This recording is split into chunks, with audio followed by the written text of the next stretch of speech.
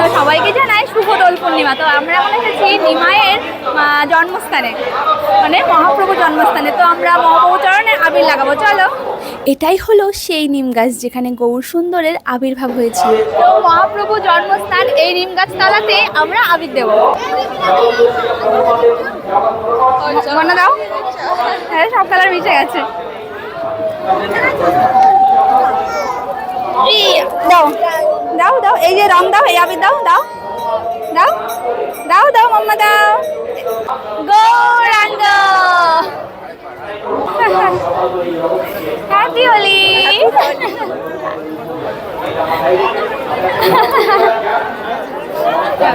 Happy Holi. তুমি আমাকে দেবে না? হ্যাঁ দাও দাও, আচ্ছা অল্পই দাও। চলো আসো দাদা, এদিকে আসো।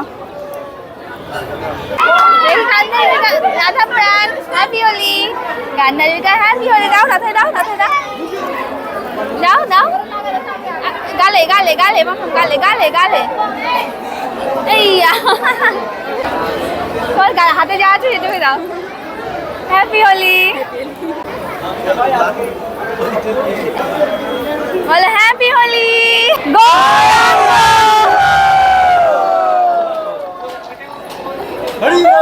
হরি বল।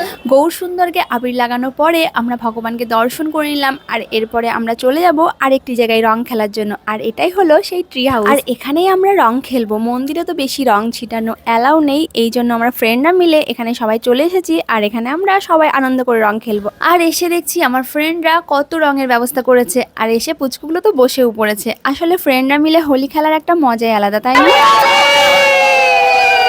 ভগবান শ্রীকৃষ্ণের প্রিয় দোল উৎসব যেমন বৃন্দাবনে প্রতি বছর পালন করা হয়, ঠিক তেমনই মায়াপুরেও পালন করা হচ্ছে। তোমাদের কেমন লাগলো অবশ্যই কমেন্ট করে জানিও। আর দেখো সবশেষে আমার বান্ধবী এসেছে, আর আসার সাথে সাথে তো ভূত বানিয়ে দিয়েছি। তো সবাইকে আবারও হ্যাপি হোলি।